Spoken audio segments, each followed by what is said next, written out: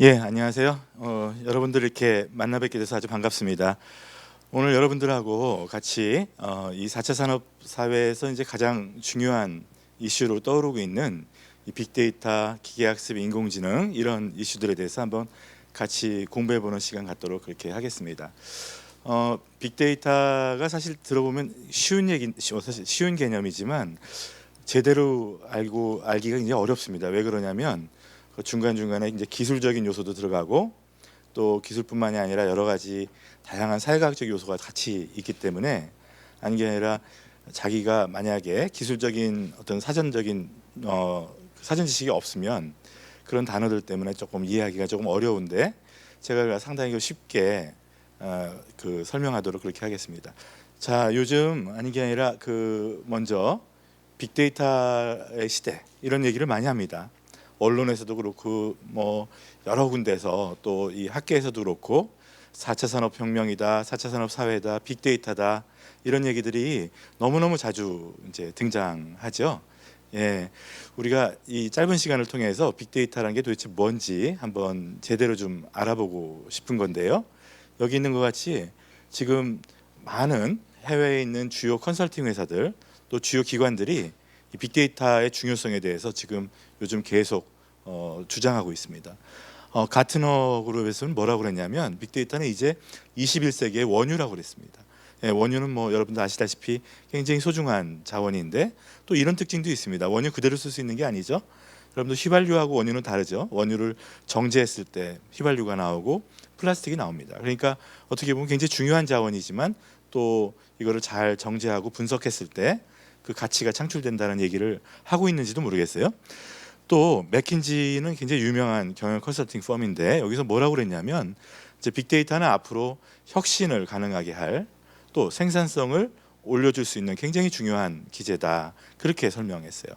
또 우리가 잘 알고 있는 다보스 포럼에서도 뭐라고 그랬냐면 이제 빅데이터는 이 화폐나 금처럼 굉장히 새로운 자산이 될 것이다. 굉장히 중요한 자산이 될 것이다. 이렇게 주장을 하고 있습니다. 모든 기관들이 이렇게 빅데이터가 중요하다고 지금 외치고 있는 이때인데요.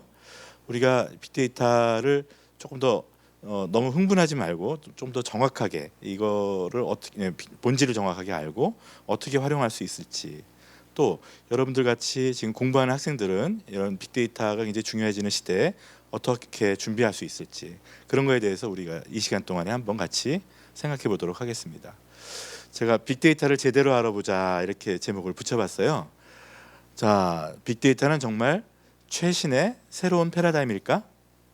여러분도 어떻게 생각하세요? 일단 빅데이터의 시대가 새로 도래했다고 자꾸 얘기하고 있는데 정말 새로운 것일까?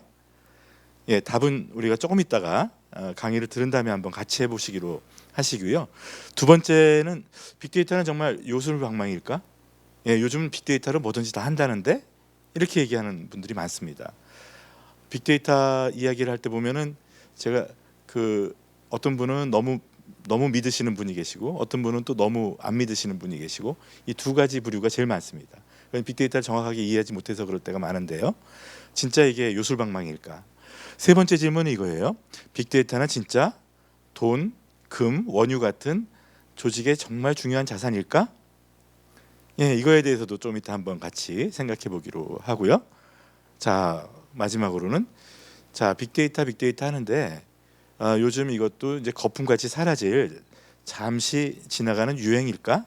이거에 대해서도 한번 생각해 보시자고요. 왜냐하면 이쪽 IT라든지 이런 기술 쪽은 이 유행이 많죠. 그죠? 한동안 유행같이 있다가 어느새 없어진 단어가 되지 않을까?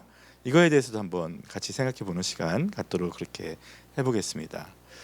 자, 앞에 이제 서론이었는데 그럼 과연 빅데이터가 무엇인가? 그거에 대해서 한번 같이 정의부터 시작해서 그 내용을 한번 정확하게 한번 알아보도록 하죠.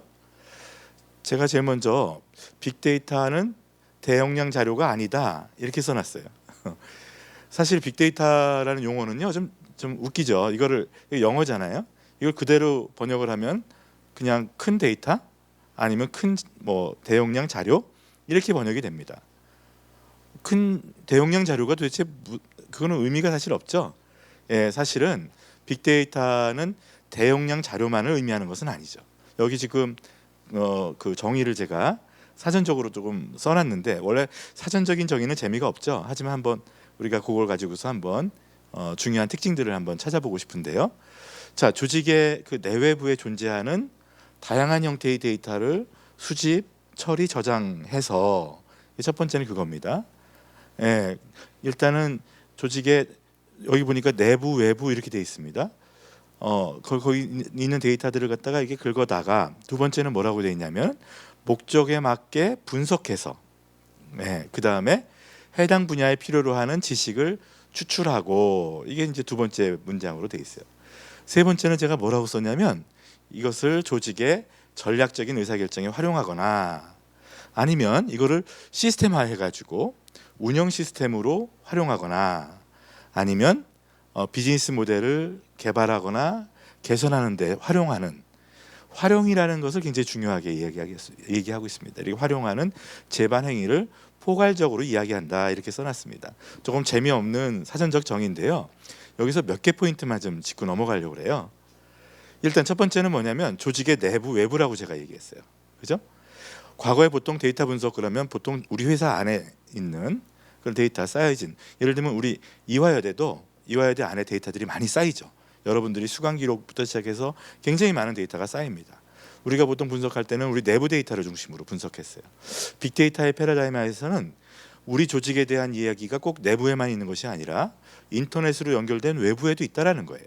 예를 들면 어떤 조직에서, 어떤 기업에서 판매하고 있는 상품에 대한 상품평이라든지 이런 것들이 SNS라든지 웹상이라든지 인터넷이라든지 이런 데 굉장히 많이 존재하죠. 어떻게 보면 인터넷으로 연결된 우리 조직 외부죠. 우리 대학에 대한 이야기도 외부에 굉장히 많이 있죠. 그거를 같이 데이터 자산으로 보는 거예요. 그리고 나중에는 보시면 그 데이터들을 같이 수집해다가 그걸 분석해서 고객들이 우리 조직에 대해서 무엇하고 얘기하고 있는지, 우리 상품에 대해서 무엇하고 얘기하고 있는지도 포함해서 우리가 분석을 하거든요. 그래서 조직의 내부, 외부 지식의 그 근원을, 그러니까 데이터의 근원을 내부뿐만이 아니라 외부로 확장하고 있다는 것이 차이점이고요. 두 번째는 여기 제가 파란색으로 표시해 놨는데 다양한 형태 이렇게 써놨어요. 과거에는 주로 데이터가 이 정형 데이터 중심의, 주로 수치 정보 중심을 가지고서 통계 분석 같은 걸 해서 우리가 데이터를 활용했죠. 근데 이제 다양한 형태라는 것은 저희가 좀 전문 용어로는 비정형 데이터라고 얘기해요. 비정형 데이터. 그런 숫자뿐만이 아니라 문자, 또는 심지어는 뭐 영상, 또는 심지어는 음성, 사진에 이르기까지, 과거에는 우리가 이거를 분석하는 데이터라고, 분석 대상의 데이터라고 생각하지 않은 데이터 영역까지를 포함해서 그렇게 해서 분석을 해서 써요. 그래서 지금 빅데이터로 넘어오면서부터는 조직의 내부, 외부에 있는 데이터에 대한, 또 그 아주 다양한 형태의 데이터에 대한, 이렇게 데이터에 대한 그 분석 대상 데이터가 굉장히 확장된 그런 것이 굉장히 큰 차이다. 또 이름에서도 얘기하고 있지만은 데이터 양이 굉장히 큰 것이 또 차이다, 그런 거고요. 두 번째는 데이터 자체가 목적이 아니라는 거예요. 뭐냐면 데이터로부터 지식을 뽑아내고 그 뽑아낸 지식을 활용하는 데 굉장히 중요한 방점이 있는 거다. 여러분들 이렇게 생각하시면 되겠어요. 그래서 사실 빅데이터라고 해서 특별한 것이 아니다, 그냥 데이터가 크다 이런 정의가 아니라 다양한 형태의 내부 외부 데이터로부터 지식을 뽑아내서 우리 조직의 어떤 핵심 활동을 하는데 활용함으로써 경쟁 우위를 확보한다, 뭐 그런 거라고 생각하시면 여러분들 될 것 같습니다. 그거에 대해서 조금 더 우리가 자세하게 한번 살펴보도록 하겠어요. 그러면 이런 데이터 분석, 이 빅데이터가 왜 갑자기 요즘 이러느냐? 사실 빅데이터라는 단어가 나타나기 시작한 건 최근 한 6, 7년 정도부터의 얘기입니다. 그 앞에도 빅데이터라는 단어가 있었지만 그냥 그때야말로 진짜 그냥 큰 데이터라는 얘기였지, 지금같이 이렇게 어떤 의미를 갖는 어떤 패러다임을 포함하고 있는 용어로 사용되지는 않았어요. 왜 최근부터 이렇게 됐느냐? 여러분들 이 도표를 한번 보시면 이 IT의 역사가 나옵니다. 자, 처음에 1970년대 정도에 우리가 메인프레임 중심의 컴퓨터 시스템이 있었어요. 그럼 우리가 본부에 있는 그 전산본부에 있는 메인프레임이 있고, 일반 사람들은 거기에 더미 터미널이라고 하는 터미널로 연결돼서 작업을 했습니다. 그러다가 PC의 시대가 왔죠. PC의 시대가 왔다가 그 다음에는 이제 인터넷, 그러니까 그 연결성이 굉장히 중요시되는 그런 시대로 왔고요. 최근 들어서는 자, IoT다, 인공지능이다, 이런 것들이 굉장히 중요한 이슈로 떠오르고 있죠. 크게 보면은 이렇게 IT도 역사를 가지고 이렇게 변해왔습니다. 근데 그 변화에서 가장 중요한 변화 중에 하나는 뭐냐면 데이터, 이 정보량이 급격히 늘어왔다는 거예요. 점점 더 우리가 업무 환경이나 이런 환경들이 전산화되면서 회사에서 그냥 업무를 일상적으로 해도 자동으로 데이터로 남는, 자동으로 데이터화되는 그런 환경으로 일단 왔다라는 것이 굉장히 중요하고요. 또 한 가지 최근에 굉장히 중요한 것은 과거에는 이 정보의 어떻게 보면 수요자라고, 소비자라고 생각됐던 그 일반인들이 이제 정보를 생성하는 사람, 공급하는 사람으로 바뀌었다라는 거예요. 자, 여러분들도 사진 찍어서 자꾸 페이스북이나 인스타그램 이런 데다 올리시죠? 예, 여러분들이 지금 정보를 생성하고 계시는 거예요. SNS 데이터에다가 자기 의견도 쓰시고 어떤 액션을 하시죠? 예, 여러분들도 지금 데이터를 생성하고 계시는 거예요. 과거하고 엄청나게 달라진 것은 그런 모든 사람들이 정보 생성자로 바뀌다 보니까 데이터 양이 폭증하고 있는 겁니다. 그래서 원시 시대부터 최근 2년 전까지 생긴 데이터 양하고요, 최근 2년간 생긴 데이터 양을 만약에 비교한다면 언제가 더 많을 것 같으세요? 그러니까 최근 2년간 이 지구에서 생긴 데이터 양하고 최근 2년 하루 전부터 시작해서 원시 시대까지 생긴 소위 그 데이터 양하고 보면 어떤 게 더 많을 것 같으세요? 예, 제 질문을 가지고서도 벌써 짐작하시겠지만 최근 2년간 만든 데이터가, 생긴 데이터가 3년 전부터 시작해서 원시 시대까지 만들어진 것보다 더 많아요. 예, 그렇게 데이터가 많아진 거죠. 데이터가 이렇게 많아진 데는 조금 전에 말씀드린 대로 기업에서 고객 데이터를 갖다 이렇게 트래킹하고 저장하는 행위도 증가하고, 조금 전에 말씀드린 대로 SNS 데이터 같은 데다 여러분들이 생성도 많이 하고, 또 특징적인 것이 센서 데이터가 굉장히 많이 늘어났어요. 센서 데이터라는 게 뭐냐면 이렇게 예를 들면 하이패스 같은 거 고속도로 이렇게 지나가면은 찍히죠. 그런 것들이 다 센서 데이터죠. 여러분들도 센싱이 굉장히 많이 되고 있어요. 지금 핸드폰만 가지고 다니셔도 지금 방식은 핸드폰을 켜서 가지고만 다니셔도 어디서 어디로 가는지 사실 그런 것들 다 센싱이 되고요. 또 그거 외에도 지금 우리 학교 안에도 지금 여러분들 보안이라든지 안전을 위해서 CCTV가 한 700대쯤 있어요. 예, 거기서도 다 센싱이 되죠.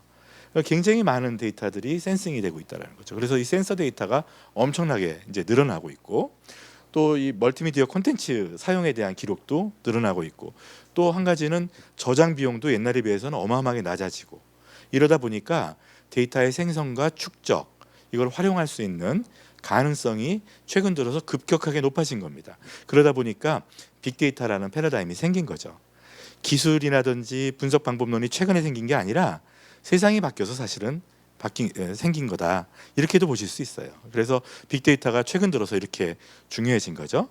제가 아까도 조금 설명했듯이 과거에는 주로 우리가 빅데이터, 데이터 분석 그러면은 지금 여기서 보시는 것 같이 엑셀 표시로 보이는 것 같이 이렇게 레코드하고 필드가 있는 이런 데이터를 가지고, 이런 걸 우리가 정형 데이터라고 그러거든요. 이런 정형 데이터를 분석하는 거를 전제로 했어요. 그래서 여러분들 지금 가끔 가다가 통계 패키지 같은 거 사용해 보시면, 뭐 통계 패키지에서 데이터를 이렇게 올려 보시면 마치 약속이나 한 듯이 다 이렇게 테이블 형태, 엑셀 형태의 데이터 포맷이죠. 주로 지금까지의 분석은 이런 형태의 데이터를 분석했어요. 근데 조금 전에 말씀드린 것 같이 빅데이터 시대로 넘어오면서부터는 지금 여기 보이시는 것 같이 이렇게 텍스트들, 인터넷 웹에 있는 텍스트들을 이렇게 다 우리가 이제 그걸 제가 긁는다고 표현했는데, 이거를 용어로다가는 크롤링이라고 합니다. 이 데이터를 갖다가 긁어가지고요, 그거를 잘 정제해가지고 전처리를 해서 그걸 가지고서 분석을 해요.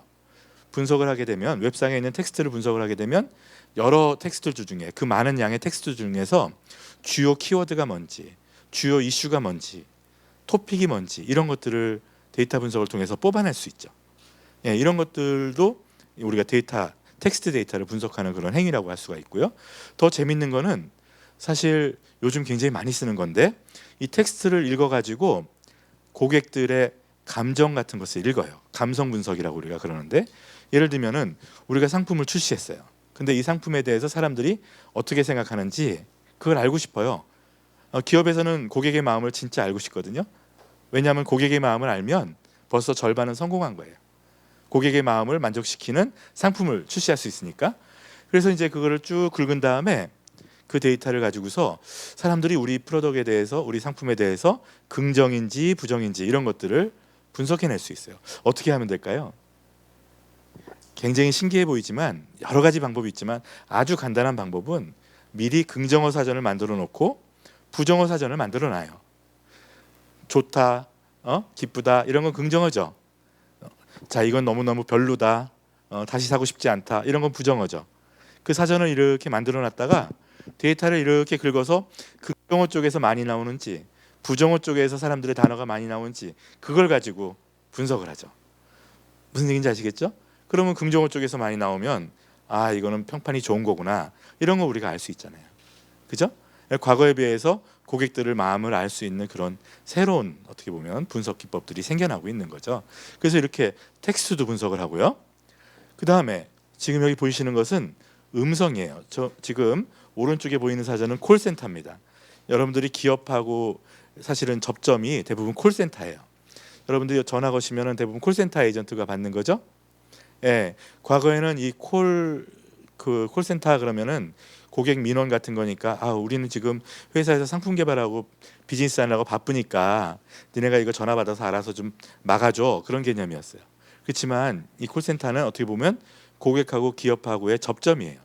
그래서 이 컨택 매니지먼트라고 해서 어떻게 보면 고객의 목소리를 가장 잘 들을 수 있는 접점인데 수많은 사람들이 그 전화를 받지만 그 전화 받는 그 음성 데이터는 다 날라가 과거에는 다 지워버리고 말았죠.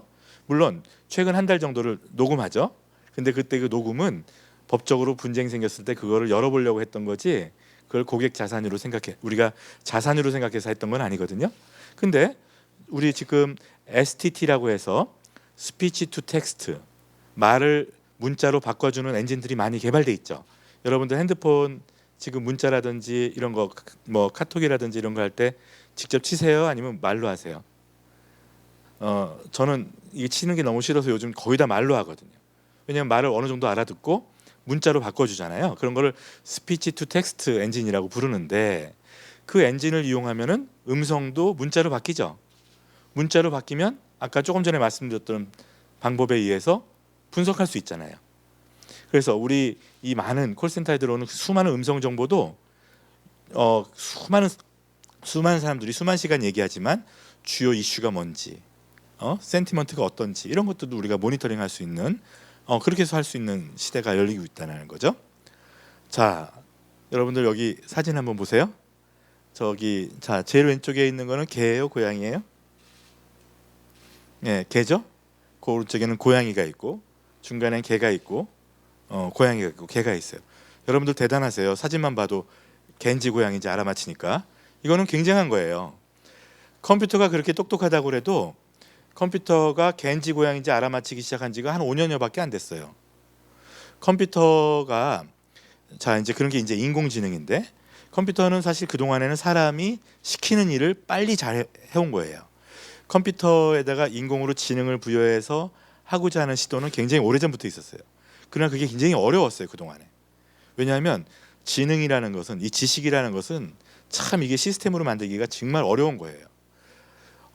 과거에는 컴퓨터에서 어떻게 컴퓨터에다가 지능을 집어넣을 때 어떻게 했냐면 사람이 자 이럴 때는 개야, 이럴 때는 고양이야, 금리가 떨어지면 주가가 올라 이런 식의 지식을 우리가 룰의 형태로 만들어서 넣어줬어요. 넣어줘야만 했어요. 근데 그렇게 해보니까 어떤 지식은 넣기가 가능하지만 대부분의 지식을 넣기가 어려운 거예요. 예를 들면 자 어떤 때는 고양이고 어떤 때는 개야 한번 넣어보세요, 여러분들이. 자 요만하게 생겼는데 털이 있고 귀엽고 코가 있고 눈이 2개 있는데 자 그게 개하고 고양이하고 어떻게 차이를 줘요? 예, 이렇게 생기면 개다, 이렇게 생기면 고양이다. 이거 한번 말로 한번 써보시라니까. 굉장히 어려워요. 그죠? 그 얘기는 뭐냐면 개, 고양이 같이 이렇게 감성적인 거, 이렇게 눈으로 봐서 판단할 수 있는 거, 이런 것들에 대한 지식 같은 걸 컴퓨터에 넣는 게 거의 불가능했다라는 거예요. 그래서 지금은 어떻게 하냐면, 자, 그거 개 고양이 집어넣는 거 포기하고 개 사진 1000만 장, 고양이 사진 1000만 장. 개도 제각각 생겼잖아요, 그죠? 그걸 집어넣은 다음에, 사실 저 오른쪽에 있는 거는 조금 어려운 얘기지만 인공신경망이라고 하는 우리가 그런 모형인데, 저 모형에다가 집어넣어요. 자, 이건 개다, 이건 고양이다. 나는 설명 못해. 하지만 그 사진으로 보여줄게. 얘는 개고 얘는 고양이고 얘는 개고 얘는 고양이야. 그런 식으로다가 이 기계를 학습시켜요. 이 학습을 시키고 나면 나중에 그 다음에 사진을 보여주면 그 학습된 결과에 따라서 아, 얘는 개다 고양이다 얘기할 수 있는 그런 모형이 나오는 거죠. 그 얘기는 지식이 추출이 된 거죠. 그래서 이 개 고양이 알아맞힌 것도 10년이 안 됐다니까요. 예, 뭐 때문에 가능해졌냐? 이 빅데이터 패러다임이 시작되면서 이런 것들이 이제 가능해지기 시작하는 거죠. 자, 지금까지 제가 말씀드린 것은 이렇게, 지금 빅데이터라는 것은 과거하고는 달리 정형 데이터뿐만이 아니라 각종 비정형 데이터들, 예를 들면 문자, 또 영상, 그다음에 사진, 음성, 센서 데이터에 이르기까지 이렇게 다양한 데이터를 이제 분석할 수 있다라는 거예요. 자, 두 번째 이슈로는 우리가 그럼 그거는 어떻게 분석을 하느냐? 사실 그 어떻게 분석을 하느냐 하는 문제는 조금 우리가 전문적으로 교육을 좀 받기는 받아야 돼요. 하지만 기본적으로는 우리가 과거에 통계 시간에 배웠던 통계를 수업을 들은 사람도 있고 안 들은 사람도 있고, 들었어도 다시 떠올리고 싶지 않은 사람도 많을 텐데, 기본적인 그 맥락은 그대로 같이 하고 있는 거예요. 그래서 분석 유형을 보게 되면은 기술 통계 분석이라든지 또는 군집 분석이나 연관, 또는 우리가 예측 모형을 만드는 예측이나 분류 모형, 이런 걸 만드는 때 쓰는 분석 기법하고 굉장히 유사한 기법들을 써서 분석을 합니다. 우리가 이 분석을 통해 가지고 어떤 지금 현재 상황에 대한 인식을 더 할 수도 있고, 경우에 따라서는 미래 또는 결과를 예측할 수 있는 모델들을 만들어내기도 해요. 예, 그런 것들은 우리가 지식이라고 볼 수가 있는데, 제가 잠깐 좀 원론적인 말씀을 좀 드리면, 이론적인 말씀을 드리면, 우리가 이제 여러분들 중에서 대학원을 가시면, 우리가 크게 보면 이 대학원에서 우리가 진리 탐구를 한다, 참값을 찾는다 할 때는 크게 보면 우리가 방식이 연역에 의한 방식과 귀납에 의한 방식, 이 두 가지가 있는 거예요. 연역에 의한 방식은 기존에 있는 이론이라든지 뭐 이런 것들로부터 지금의 문제를 해석해서 풀어내는 그런 방법이라면, 귀납은 어떻게 하죠? 예, 많은 사례나 데이터를 가지고서 거기 있는 공통점을 찾아가지고 지금의 문제를 해결해요. 빅데이터는 연역 쪽에 가까울까요? 귀납 쪽에 가까울까요? 예, 맞습니다. 귀납을 가지고 지식을 찾는 그런 방법이에요. 아주 전형적인. 그래서 지금 귀납적으로다가 찾는 그런 방법이다. 여러분들 그렇게 보시면 되겠고, 그 귀납적인 방법 그 여러 가지가 있는데, 지금 보시는 것 같이 우리가 기술 통계 같은 걸 가지고도 볼 수 있고, 또 이런 예측 모형 같은 것을 가지고도 분석할 수 있다. 분석에 대한 것은 우리가 나중에 관심 있는 분들은 조금 더 공부해 보기로 하고요. 그래서 지금 완전히 새로운 분석 방법이 있는 것이 아니라 기존에 우리가 귀납적으로 분석해 오던 그런 방법론들을 준용해서 이제 분석을 하게 된다. 그렇게 보시면 되겠어요. 기존의 데이터 분석과 빅데이터 분석, 제가 좀 비교를 해놨는데, 왜 그러냐면 가끔가다가 빅데이터 분석이 지금 처음 시작된지 아는 분들도 있어요. 그렇지 않습니다. 옛날에도 데이터 분석 안 했나요? 옛날에도 많이 했죠. 사실 이 빅데이터라는 패러다임이 들어오기 전에는 우리가 2000년대 초반부터 우리 그 IT하고 경영 쪽에서는 비즈니스 인텔리전스라고 하는 패러다임이 원래 있었어요. 조금 전문적이어서 지금 빅데이터만큼 이렇게 많이 알려진 용어는 아니지만, 비즈니스 인텔리전스라고 하는 패러다임이 굉장히 중요하게 있었습니다. 그래서 데이터베이스라든지 또 데이터 웨어하우스라고 하는 지식 분석을 위한 데이터베이스를 구축하고, 그 위에서 데이터 분석을 해서 또는 데이터 마이닝을 해서 지식을 추출하고자 하는 시도가 있었어요. 있은 정도가 아니라 지금까지도 계속되어 오고 있고, 또 우리 학교도 데이터 웨어하우스를 구축했을까요, 안 했을까요? 예, 우리 학교도 데이터 웨어하우스가 구축돼 있죠. 그래서 많은 데이터들이 분석을 위해서 거기다 저장되어 있고, 다만 그 형태가 아까도 말씀드린 것 같이 약간 정형 데이터 중심이라는 차이는 있어요. 그러나 이런 분석은 기왕에도 해왔다라는 거죠. 그러니까 빅데이터는 완전히 새로 생긴 패러다임이라기보다는 그 앞에 있었던 이 통계의 역사, 데이터 애널리틱스 역사하고 궤를 같이 하고 있다. 이렇게 보셔야 되는 거예요. 아시겠죠? 다만 데이터가 좀 더 다양해지고 데이터가 양이 굉장히 많아지고 또 데이터가 다양해지다 보니까 그거에 따르는 분석 기법이 조금 더 다양해지고 그런 차이가 있다는 것뿐이지 갑자기 세상에서 뚝 떨어진 개념이 아니다. 통계의 역사를 생각해 보면 100년이 넘었어요. 옛날부터 우리가 귀납에 의한 분석 또 데이터 애널리틱스를 활용한 분석 이런 것들이 없지 않아 있어 왔는데 최근 들어서 데이터 가용성이 너무나도 더 높아지고 또 이 데이터를 분석할 수 있는 컴퓨터가 빨라지고 그러다 보니까 이게 더 활성화된 거지 갑자기 새로 생긴 개념은 아니다. 그렇게 이해하시면 정확하게 맞을 겁니다. 예, 그래서 그렇게 여러분들이 이해하시면 될 것 같아요. 자, 빅데이터는 무엇보다도 이 활용 부분이 굉장히 강조되고 있는데요. 이 빅데이터를 분석하게 되면 뭐를 쓸 수 있을까? 자, 일단은 우리는 계속 의사결정을 하면서 살죠. 어떻게 보면 제가 오늘은 경영혁신에 대해서 이제 경영대 교수이기도 하고 그래서 경영혁신에 대해서 얘기할 건데 경영자는 계속 의사결정을 하는 사람이에요. 투자 의사결정도 하고 마케팅 의사결정도 하고 이런 것들을 하는 사람이에요. 의사결정을 할 때 보통 자기 그동안의 경험률에 의해서 하는 방법이 있고 또 하나는 경험률뿐만이 아니라 이렇게 데이터 분석 결과를 가지고 참고해서 하는 방법이 있다면 빅데이터는 우리가 어떤 의사결정을 할 때 있어서 굉장히 중요한 에비던스를 제공합니다. 그죠? 그래서 우리가 공공기관에서는 요즘 에비던스 베이스드 디시전 메이킹이라고 해서 어떤 증거 기반의 의사결정, 근거 기반의 의사결정 굉장히 중요하게 강조하고 있어요. 공공 분야에서도 마찬가지라는 얘기예요. 그래서 그런 게 굉장히 중요한 기본 자료를 제공하고요. 두 번째는요. 아까 말씀드린 대로 어떤 예측 모형을 만들어 가지고 그걸 시스테마이즈하면 그거를 운영 시스템에다가 장착해서 상시적으로 그걸 돌림으로써 쓸 수 있어요. 예를 들면 은행에서 신용평가 이 사람이 부도가 날 사람인지 아닌지를 미리 알아맞히는 일이 굉장히 중요하죠.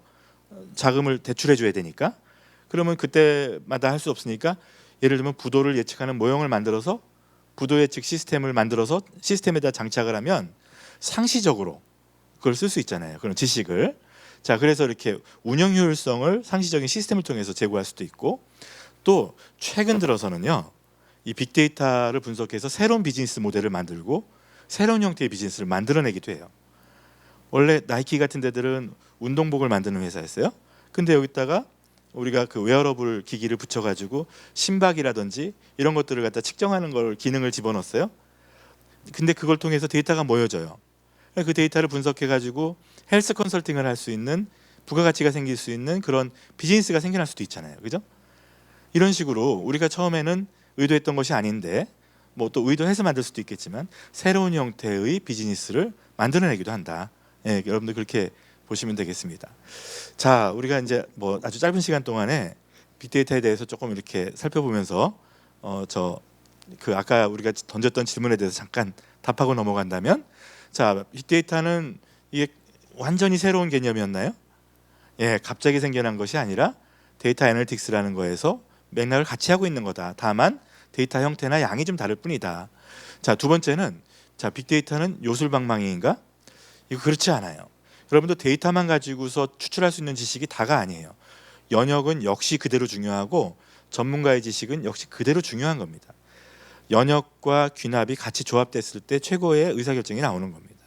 예, 그래서 이거는 혼자서 모든 걸 다 뚝딱뚝딱 할 수 있는 게 아니라 데이터 가용성이 충분히 있을 때 연역을 보완하거나 경우에 따라서는 연역보다 조금 더 좋은 성과를 낼 수 있다는 겁니다. 그 다음에 자, 이건 진짜 중요한 자산이냐? 데이터 자체는 자산이 아니에요.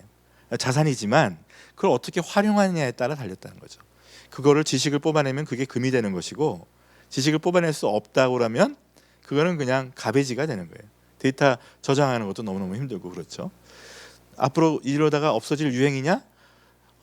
빅데이터란 용어는 좀 사라질지 모르겠지만 데이터 기반이 이렇게 좋아지고 분석 기술들이 높아지고 또 지금 이제 여러분들이 이제 빅데이터에 대해서 공부하면서 나가는 학생들이 이렇게 많아지고 그러기 때문에 데이터 애널리틱스라고 하는 그 패러다임은 더 앞으로 심화되면 심화됐지 더 줄어들 것 같지 않아요. 예, 그래서 그 정도로 여러분들 빅데이터에 대해서 이해해 보시면 좋을 것 같습니다. 우리가 세 번째 그 주제로다가요. 빅데이터 인공지능 얘기를 잠깐 하려고 해요. 왜냐하면 여러분들 요즘 인공지능이 굉장히 중요한 이슈죠. 빅데이터하고 인공지능은 뗄래야 뗄 수 없는 사이예요. 왜 그런지 한번 여러분들하고 같이 공부해 보겠는데요. 빅데이터가 이제 왜 중요한가? 조금 전에 설명한 거에 답이 있어요. 빅데이터는 귀납적 접근을 통해서 지식을 추출하는 기제를 지원한다는 거예요. 우리가 지식을 추출해 가지고 그걸 시스테마이즈하면 굉장히 큰 효익을 얻을 수가 있어요. 그런데 지식을 추출할 때 빅데이터는 아까 말씀드린 대로 귀납적으로 추출하는 가능성을 굉장히 열어주고 있어요. 기계학습이라고 들어보셨죠? 머신러닝이라고 요즘 굉장히 중요한 단어로다가 들고 있는데, 만약에 데이터를 가지고서 기계가 컴퓨터가 계속 학습을 해서 어떤 예측 모형을 만든다. 아까 개나 고양이를 알아맞히는 모형을 만든다. 그러면 그게 바로 기계학습이에요. 사람이 학습한 게 아니라 기계가 학습한 거잖아요, 그죠? 제가 학생들한테 그 수업 시간에 과제로다가 줍니다. 데이터를 주고서 이거를 기계학습을 시켜서 예측 모형을 만들어 오라고 그러는데요. 저희 경영대학에서 이어서 아까 얘기했던 어떤 회사가 부도가 날지를 알아맞히는 모형을 만들어 오라고 그래요. 근데 기계가 학습해도 좋고 아니면 내가 학습을 해가지고 그런 지식을 가져와도 좋다. 시간은 2주니까 열심히 공부해서 신용평가를 공부해가지고 어떤 회사가 부도가 날지 휴먼 학습을 해도 좋고, 아니면 데이터를 지금 수천 개의 데이터를 제가 주거든요. 이런 회사는 부도 났어, 이런 회사는 부도가 안 났어, 이런 데이터를 준다고요. 그거를 학습해가지고 가져와도 좋고 맘대로 하세요 그랬거든요. 제가 10년간 숙제를 줬는데 한 명도 빠짐없이 기계를 학습시켜 왔어요. 자기가 2주 동안에 전문가 되는 것보다 이게 빠르다는 거죠. 예, 그런 식으로 그런 것들이 이제 기계학습인 거예요. 그래서 기계학습 기법에 있어서 빅데이터는 완전히 뗄래야 뗄 수 없는 그런 사회고요. 인공지능이라는 게 뭐냐면 인공은 인공으로 만든 지능이잖아요, 그죠? 지식이란 말이에요.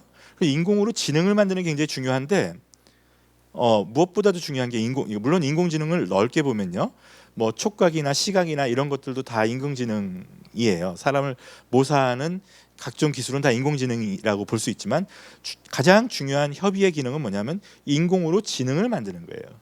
근데 아까 보셨지만은 인공으로 지능을 만들 때 뭘로 만들어요? 빅데이터를 가지고 기계 학습을 시켜서 귀납적으로 지식을 추출해서 인공으로 지능을 만드는 거죠. 이해되시죠? 예, 가끔 가다가 제가 나는 빅데이터는 잘 모르는데 인공지능을 잘 알아, 그런 분을 제가 본 적이 있는데, 이런 분들은 저는 그분을 잘 모르겠는 거죠. 왜냐하면 도대체 어떻게 그러면 인공으로 지능을 만든단 말인가.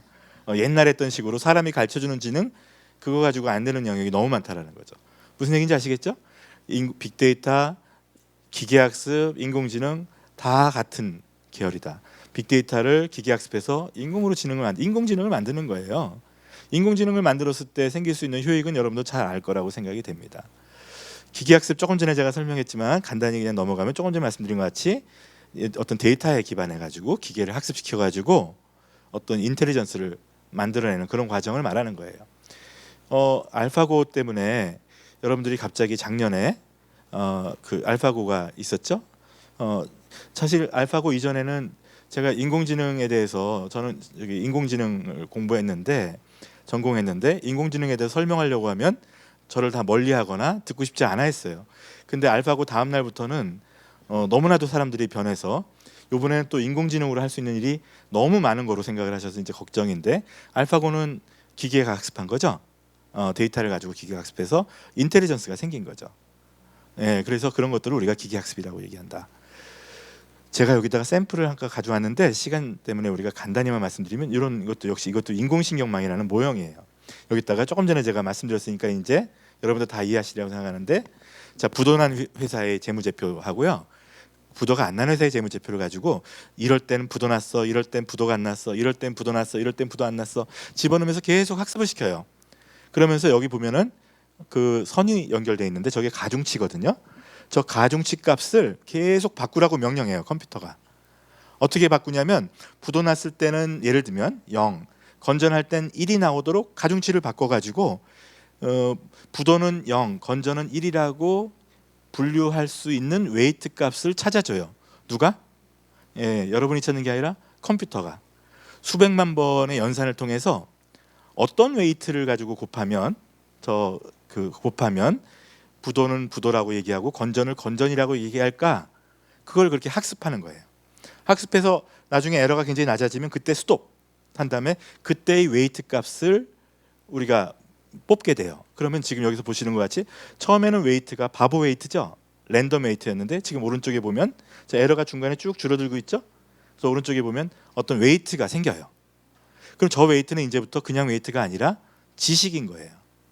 앞으로 어떤 기업 데이터를 집어넣은 다음에 저 웨이트 값을 곱해줬을 때 0에서 가깝게 나오면 위험한 거고 1에 가깝게 나오면은 위험하지 않은 거죠. 무슨 얘기인지 이해되세요?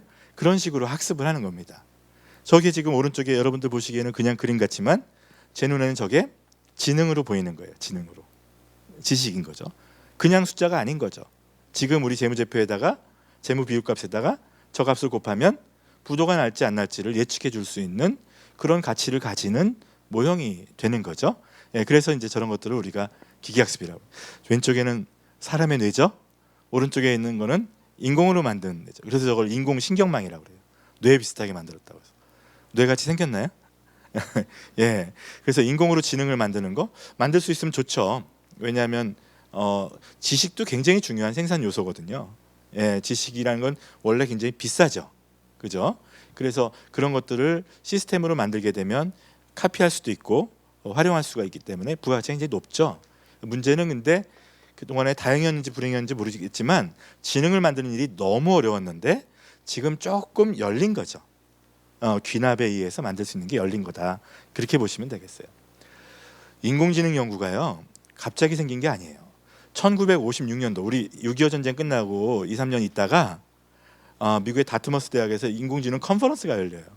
그러니까 벌써 역사가 5, 60년 된 분야예요. 보통 다 알파고 이후를 인공지능으로 보시지만 사실은 한 5, 60년 정도 전부터 있었는데 아까 제가 말씀드린 대로 초기에는 하려다가 잘 안 됐어요. 왜 그러냐면 지식을 만들기가 너무 어려운 거예요. 그래서 그동안에 만든 지식은 다 이렇게 어떻게 했냐면 연역적으로 이럴 땐 이래 저럴 땐 저래 이렇게 넣어줬단 말이에요. 그랬는데 그렇게 해서 늘 수 있는 지식이라는 게 뭐 공장 자동화 정도 아주 알고리즘ik한 진짜 A면 B다라고 하는 명제가 아주 명백하게 성립되는 그런 아주 제한된 영역에서는 가능했는데 세상 일이 어디 그래요? 여러분들 비 오면 우산 쓰죠? 예, 근데 비 오는 날 밖에 나가 보세요. 안 쓴 사람도 있고 막 뛰어다니는 사람도 있단 말이에요. 저 금리가 떨어지면 주가가 오르죠. 일반적으로 그래요. 그렇지 않은 경우도 굉장히 많죠. 그런 여러 가지 사연들을 지식으로 담기가 굉장히 어려웠던 거예요. 하물며 감성적인 영역은 더 힘든 거예요. 아까 얘기했지만 그렇게 똑똑한 컴퓨터도 개인지 고양인지를 못 알아맞힌다니까요. 우리가 가르쳐줘야 되는데 가르쳐줄 방법이 없어. 최근에는 어떻게 가르쳐주게 됐다? 가르쳐주는 거 포기하고 사진을 갖다 보여준 거예요. 이럴 땐 개야, 이럴 땐 고양이야. 그리고 거기다 가중치 값을 조정하게 해서 이제 개 사진만 들이밀면 여태까지 내가 학습한 결과에 의하면 얘는 개네요. 그렇게 인식하기 시작했다라는 거예요. 그렇게 시작한 지가 얼마 안 됐다라는 겁니다. 여러분들 잘 아시겠죠? 예, 그렇게 여러분들 보시면 되겠어요. 그래서 인공지능에 대한 기대가 빅데이터가 들어오면서 다시 시작됐어요. 옛날에 어디서 막혔다고 그랬더라? 예, 우리가 지식 획득에서 막혔거든요. 지식을 시스테마이즈 하는 데서 막혔거든. 근데 연역으로만 했거든요, 주로. 근데 이거 데이터가 많아지고 컴퓨터가 빨라졌어. 귀납으로 할 수도 있지 않을까 하는 기대가 지금 굉장히 높아지고 있고 실제로 그 기대가 일정 부분에 있어서 자꾸 실현되고 있고 그거의 상징적인 사건이 사실은 알파고 같은 사건이었던 거예요. 아시겠죠? 예, 그렇게 여러분들 보시면 되겠습니다. 빅데이터, 기계학습, 인공지능 다 같은 얘기다라는 거죠. 빅데이터를 기계학습시켜서 조금 조심스럽긴 하지만 너무 제가 단순화시키는 것 같지만 복잡하게 해서 못 알아듣는 것보다 낫겠죠? 예, 그래서 빅데이터를 기계학습시켜서 인공지능을 만든다. 빅데이터의 시대가 열리면서 인공지능 만들 수 있는 기회가 훨씬 더 열리고 있다. 그렇게 여러분들 보시면 되겠습니다. 자, 이제 그럼 이렇게 만들기만 하면 뭐 하겠어요? 이건 이제 활용해야 될 거 아니에요. 빅데이터를 이제 활용하는 거에 대해서 우리가 경영혁신이라는 제목을 한번 잡아봤는데요. 자, 빅데이터의 시대가 제공하는 기회 제가 이렇게 써봤어요. 데이터로부터 지식 추출 가능성이 제고된다고 그랬죠. 그런 거에 따라서 우리가 기업 경영상 궁금했던 거에 대한 답변을 얻을 수 있는 기회가 더 생기고 있는 셈이에요. 자, 우리 경영자들 또 기업에서 일하는 분들 또 기업뿐만이 아니라 일반 조직도 마찬가지예요. 굉장히 알고 싶고 하는 것 중에 하나가 고객의 일단 마음을 알고 싶고 도대체 이 물건이 잘 팔릴지 안 팔릴지 알고 싶고 이 물건이 얼마나 팔릴지도 알고 싶고, 그죠? 또 어떻게 하면은 더 효율적으로 생산할지도 알고 싶고, 알고 싶은 거 투성이에요. 사실 그런 것들을 잘 아는 사람이 전문가로 그동안에 취급받아 왔어요. 예. 그런데 이런 것들에 대해서 전문가의 그동안의 자기 감이라든지 전문가의 경험률뿐만이 아니라 데이터 분석을 통해서 추출할 수 있는 기회가 더 생겨나고 있다. 우리가 그렇게 볼 수 있어요. 두 번째 기회는 아까도 말씀드렸지만 데이터를 통해서 추출한 지식, 어떻게 보면 멋있게 얘기하면 인공지능이죠. 그런 것들을 시스테마이즈 해가지고 어떤 업무에 대해서는 상시적으로 그걸 운영해가지고 할 수도 있어요. 그죠? 제가 이게 설명하면서도 조금 걱정이 되거나 슬플 때도 있어요.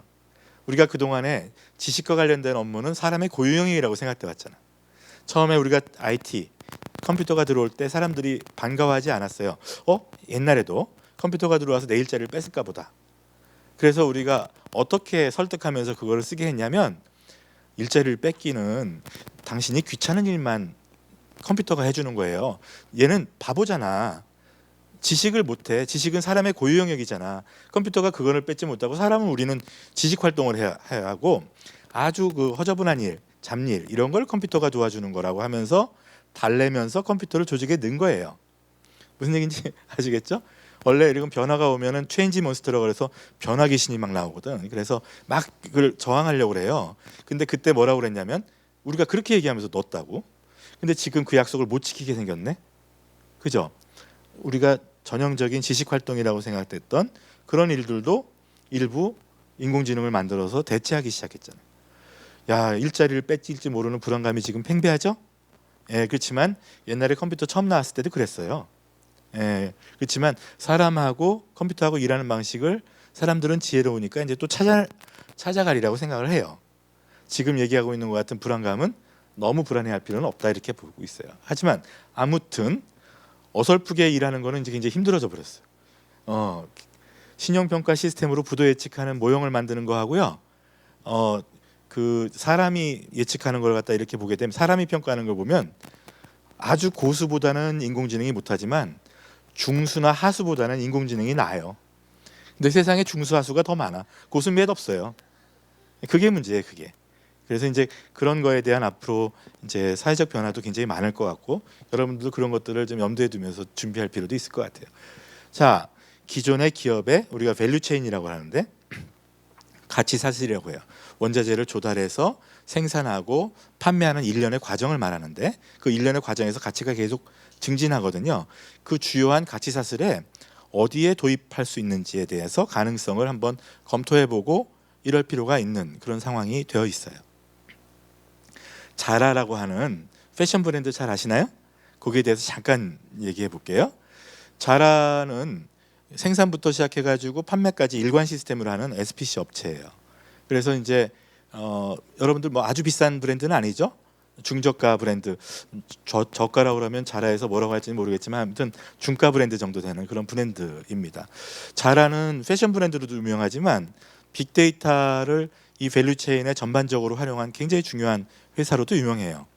어떻게 했냐면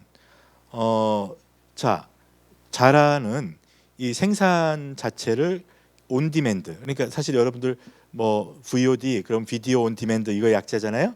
패션 온 디맨드라는 개념을 만든 데예요. 무슨 말이냐면 자라는 이 빅데이터를 굉장히 중요한 기반 인프라로다가 구축을 한 다음에 보통 우리가 그 의류 회사에서 상품을 기획할 때는 그 의류 디자이너들이 내년에 뭐가 유행할 건지 이번 철에 뭐가 유행할 건지를 상품 기획을 해서 그걸 상품을 만들어요.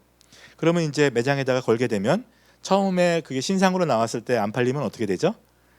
예, 그다음에 세일에 들어가죠. 예, 그다음에는 아웃렛으로 가죠.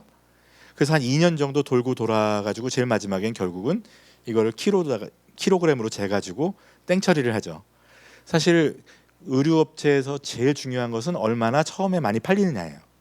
수익력은. 자, 그런데 그거를 갖다가 팔리게 만들기가 굉장히 어려운 게 고객의 마음을 예측하는 게 그렇게 어려운 거예요. 그러니까 디자이너들이 보통 해외에 있는 유명 패션쇼 같은 데 가서 내년에 뭐가 유행할 건지를 같이 가서 고민을 하는 거예요. 뭐 내년에는 복거품 유효한다더라. 그럼 그걸 신상품을 내는 거라고.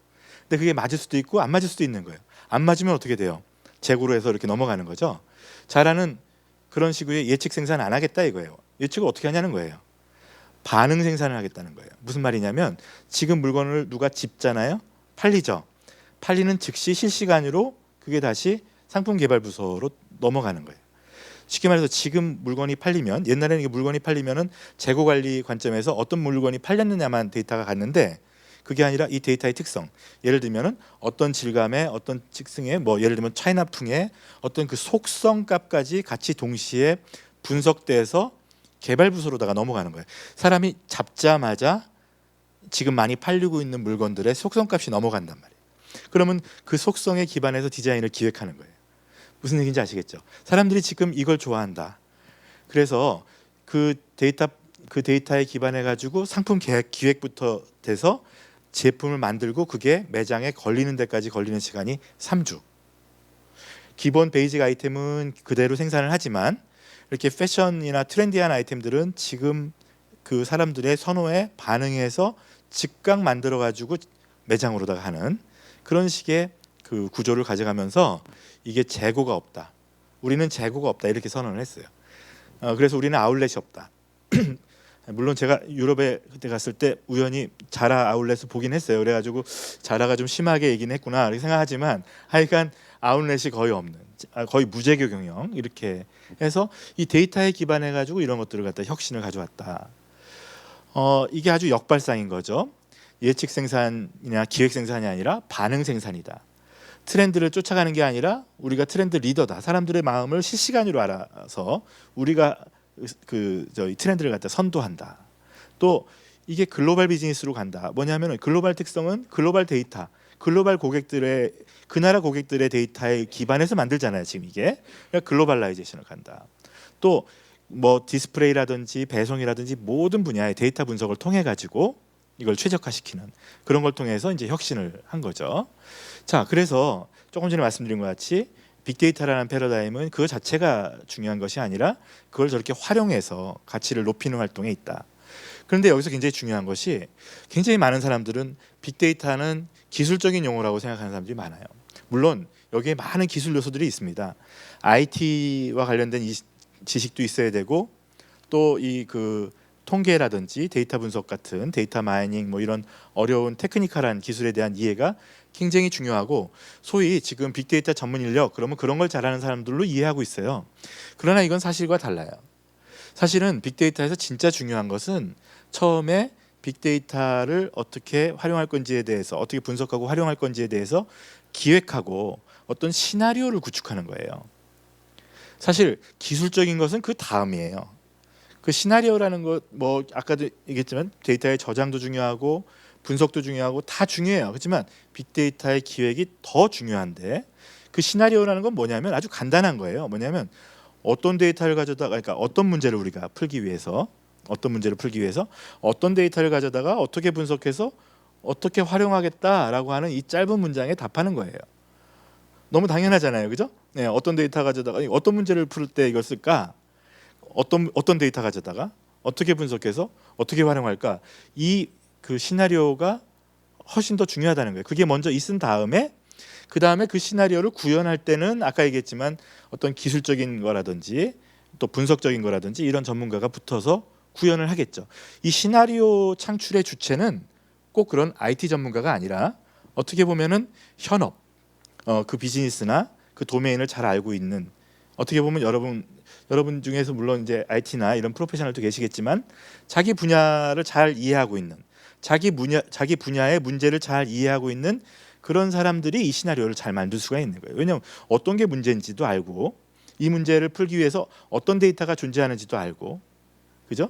다만 이 데이터가 분석 가능한 건지 안 한 건지 분석할 때는 분석하고 나면 어떤 일이 벌어지는지 뭐 이런 것들에 대한 최소한의 이해가 없으면 사실은 시나리오 만들기도 좀 어렵죠. 그래서 그 융합적 지식이 필요하다 자꾸 얘기하는 게 바로 그 부분이에요. 그 지점입니다. 요즘은 문제 해결을 하려고 그러면 IT라든지 통계라든지 또 자기 분야의 도메인 지식이라든지 이런 것들이 다 같이 있어야지 문제가 풀리는 세상으로 자꾸 바뀌고 있는 거예요. 근데 우리는 너무 전공벽이 좀 높고 그래서 또 어려서부터 문과 이과로 달리셨죠. 그러다 보니까 나는 컴퓨터는 모르고 나는 통계는 몰라요. 나는 그거 보고 싶지 않아요. 막 이런 거 많은데 사실 그런 식으로 해서 최근 4차 산업혁명 시대의 문제가 잘 풀리질 않아요. 예, 그래서 앞으로 여러분들 오늘 여기 오신 분들만 해도 그런 것들에 대해서 자꾸 노출되고 싶은 분들이기 때문에 더 문제는 없겠지만 이렇게 기술적인 요소에 대해서 조금만 관심을 가지고 들여다보시면 그거를 직접 하실 줄 몰라도 괜찮습니다. 그렇지만 조금만 이해하시게 되면은 지금 굉장히 중요한 역량들 이런 것들을 충분히 확보할 수가 있다. 그렇게 보시면 되겠어요. 자, 빅데이터 이것뿐만이 아니라 뭐 기계학습, 인공지능 이 다양한 디지털 기술들이 나오고 있고 이런 IT 관련된 기술 이외에도 여러 가지 뭐 산업 기술이라든지 여러 가지 기술들이 지금 많이 나오고 있어요. 그래서 이런 것들을 우리가 활용해서 우리가 기업 현장 또는 어떤 조직이 변화될 수밖에 없는데 그런 패러다임을 우리가 디지털 트랜스포메이션이라고 얘기합니다. 디지털 트랜스포메이션을 구성하는 가장 중요한 요소 중에 하나가 지금 빅데이터, 인공지능 뭐 이런 것들이에요. IoT 이런 것들인데 자 지금 여기서 이런 변화를 사실 어떻게 보면은 적극적으로 준비해야 되는 상황이고 이미 그 미래가 벌써 와버린 느낌이에요. 그래서 기업하는 방법, 조직을 운영하는 방법도 자꾸 바뀌어 나가고 있어요. 그래서 여기서 우리가 보여지는 것 같이 이런 기술 변화에 준비해서 우리가 가야 되는데 여기는 꼭 기술적인 요소만 있는 것이 아니라 이 기술과 경영 이런 것들을 같이 이해하는 사람의 디지털 리더십, 리더십도 굉장히 중요하고 조금 전에 말씀드린 것 같이 어떤 시나리오 같은 것을 잘 만들 수 있는 능력도 중요하고 또 실제로 그걸 구현할 수 있는 기술도 중요하고 이 모든 것이 다 같이 톱니바퀴처럼 돌아갈 때 이게 디지털 트랜스포메이션이 일어나고 그거로 인한 경영혁신이 일어나는 거다 이렇게 보시면 되겠어요. 여러분들은 어떻게 하시면 될까요? 조금 전에 말씀드린 것 같이 굉장히 다학제적인 어떤 융합적인 지식이 필요로 하는 시대이기 때문에 내 전공 같은 것을 너무 국한해서 생각하지 마시고 특히 IT라든지 이런 애널리틱스라든지 이런 분야에 대한 관심 정도를 계속 가지시고 보시게 되면 꼭 그 전문가가 아니더라도 아까 말씀드린 것 같이 어떤 기획 역량이나 시나리오 수립 역량 이런 거 가지고도 충분히 가장 중요한 부가가치를 높일 수 있다. 그렇게 생각하시면 될 것 같아요. 여러분들 그 자라도 생각해 보면요. 지금 판매 데이터를 기획에 쓰겠다라는 판매 데이터를 긁어다가 판매 데이터를 실시간으로 긁어다가 사람들이 어떤 속성에 대해서 선호하는지를 실시간으로 파악해서 상품 기획에 쓰겠다고 하는 그 기획 시나리오가 좋았던 거죠. 그 시나리오, 그 아이디어가 좋았던 거죠.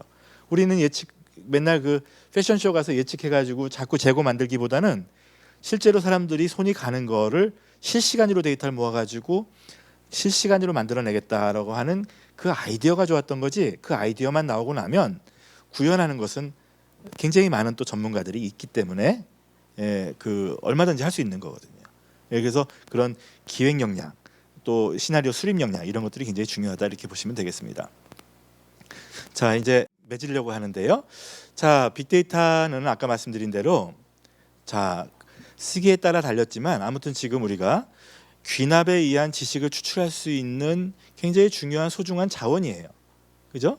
그렇기 때문에 앞으로 미래 사회에 있어서도 굉장히 중요한 자원으로 우리가 될 것 같습니다. 근데 그 무조건적인 자원이 아니라 그거를 잘 사용할 수 있는, 잘 활용할 수 있는 역량에 있는 자들에게는 굉장히 소중한 자원이고 그렇지 못한 자들에게는 그냥 가베지일 뿐인 거죠. 그래서 그걸 갖다가 잘 활용할 수 있도록 그 이해도를 많이 높일 수 있는 그런 준비를 하면 좋을 것 같고요.